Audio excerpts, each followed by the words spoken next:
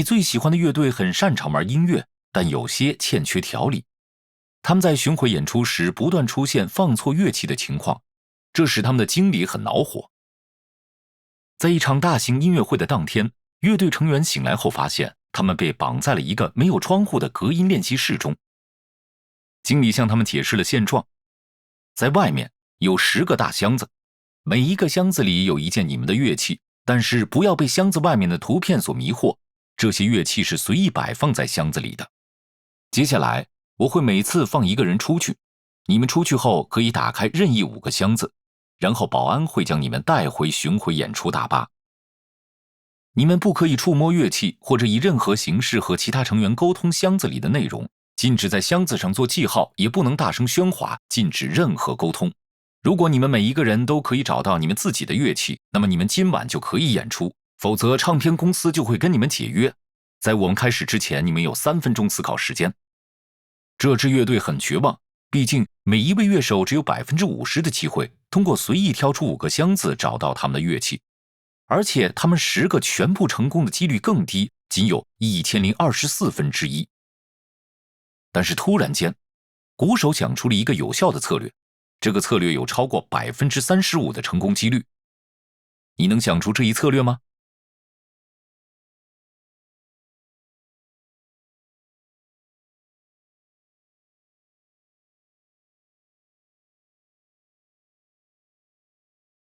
以下是鼓手的主意：每个人首先打开贴有你们使用的乐器图片的盒子，如果你的乐器是在这个盒子里面，那么你就完成任务了。否则看看盒子里是什么乐器，然后打开有那个乐器图标的盒子，照这样一直进行下去，直到找到你的乐器。乐队成员对此持怀疑态度，但令人惊讶的是，他们都顺利找到了各自的乐器。几个小时后，他们在数千名热情乐迷面前展开了演出。那么，为什么鼓手的策略有效？每个乐手都遵循一个环环相扣的程序，这一程序是与外面的标签和乐手使用的乐器相符的盒子，结束于那个真正装有他们乐器的盒子。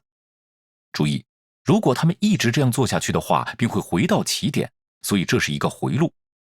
比如，假如盒子是这样安排的，主唱会打开第1个盒子，发现鼓在里面，然后打开第8个盒子，发现贝斯在里面，接着在第3个盒子里找到他的麦克风，而麦克风又指向了第1个盒子。这个方案比随意猜测来的有效得多，因为从标有属于他们的乐器的盒子开始，每一位乐手都可以将他们的寻找范围限制在含有他们乐器的回路中，这将大大提高找到乐器的几率。此回路长度在5以内的几率大约为 35%。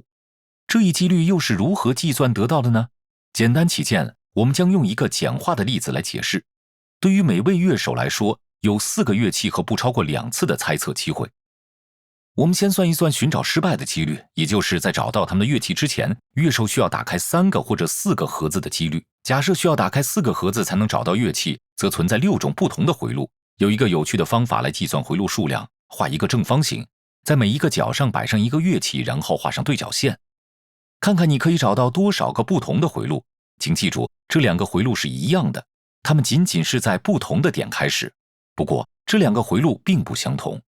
假设需要打开3个盒子，则存在8种不同的回路。我们可以用三角形来表示。根据未包含在回路中的乐器，你可以找到4个潜在的三角形，每个三角形可代表2种回路。所以在24种盒子组合中，14种会失败，10种会成功。这个计算策略对任何偶数个乐手都有效，但如果你想要走捷径，我们可以得出一个很方便的等式。如果我们将10放到这个等式中，我们得到的几率是 35%。 如果我们有1000位乐手呢？100万位呢？随着人数的增加，几率接近 30% 左右。这并不能保证绝对成功，